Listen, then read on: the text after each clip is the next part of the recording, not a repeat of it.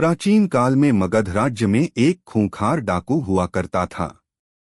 वह जंगल में रहता था और अपने इलाके से गुजरने वाले राहगीरों को मारकर लूट लेता था। उसकी दरिंदगी इतनी ज्यादा थी कि वह राहगीरों को मारकर उनकी अंगुलियां काट देता था, फिर उनकी माला बनाकर पहनता था। इसी वजह से उसे अंगुलिमाल डाकू कहते थे। अंगुलिमाल का इलाके में बहुत खौफ था।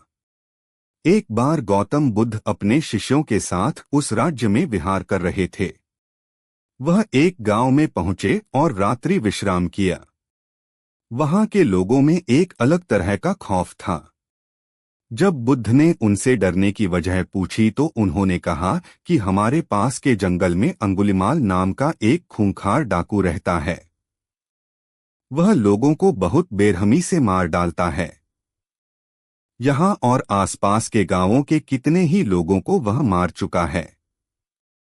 बुद्ध ने श्रावकों से कहा कि वह उस खूंखार अंगुलिमाल डाकू से मिलना चाहते हैं। तब लोगों ने बुद्ध को उसके पास जाने से मना कर दिया। उन्होंने कहा कि उसके सामने जो भी आता है वो उसे छोड़ता नहीं है। आप क्यों अपनी जान जोखिम में डाल रहे हैं?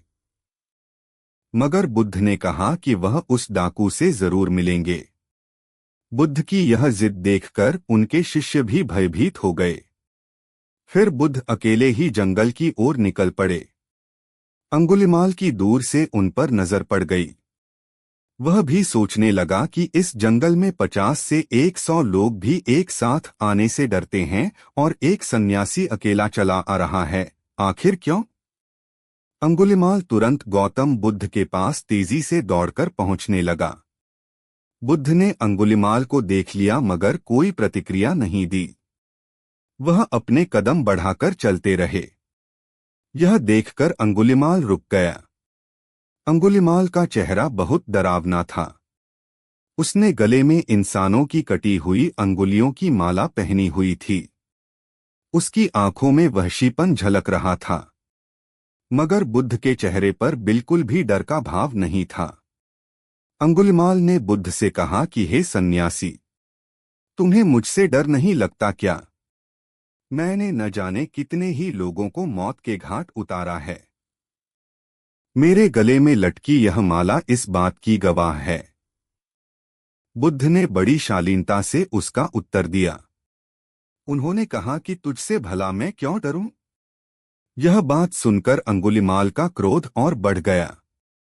उसने कहा, मैं चाहूं तो अभी तुम्हारी सिर धड़ से अलग कर दूं। बुद्ध बोले कि मैं तुझ जैसे कायर से नहीं डरता। मैं उससे डरूंगा जो वास्तव में ताकतवर है। अंगुलिमाल अचरज में पड़ गया कि आखिर ये किस खेत की मिट्टी से बना है। उसने बुद्ध से कहा कि शायद तुम्हें मेरी ताकत का अंदाजा नहीं है। तभी बुद्ध बोले कि अगर तू वास्तव में ताकतवर है तो जा इस पेड़ की 10 पत्तियां तोड़कर ला। अंगुलिमाल की हंसी फूट पड़ी। वह राक्षसों की तरह जोर जोर से हंसने लगा और बोला, बस सिर्फ 10 पत्तियां? अरे पत्तियां तो क्या, मैं पूरा पेड़ ही उखाड़ ले आता हूं। बुद्ध ने कहा कि पूरा पेड़ उखाड़ने की कोई जरूरत नहीं है, सिर्फ उसकी 10 पत्तियां तोड़कर लाओ। अंगुलिमाल तुरंत पेड़ के पास पहुंचा और 10 पत्तियां तोड़कर वापस बुद्ध के सामने आ गया। उसके चेहरे पर हंसी अब भी खिल रही थी।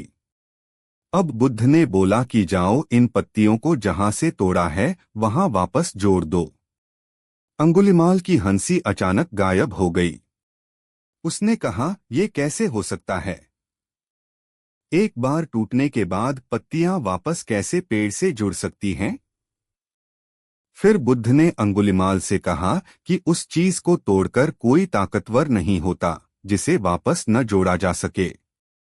तू इंसान का सिर धड़ से अलग कर सकता है लेकिन उसे वापस नहीं जोड़ सकता। असली ताकत तो उसमें होती है जो टूटे हुए को वापस जोड़ दे। अंगुलिमाल के चेहरे के तोते उड़ चुके थे। बुद्ध की बातें सुनकर वह चुप हो गया था। उसके पास बुद्ध के कथन का कोई जवाब नहीं था। उसे खुद से ग्लानि होने लगी कि वह वास्तव में ताकतवर नहीं है। अगले ही पल अंगुलिमाल गौतम बुद्ध के पैरों में पड़ गया और कहने लगा कि उन्होंने उसकी आंखें खोल दी हैं। अंगुलिमाल ने बुद्ध से उनकी शरण में लेने का आग्रह किया। बुद्ध ने अंगुलिमाल को अपना शिष्य बना दिया और बाद में वह संत बन गया।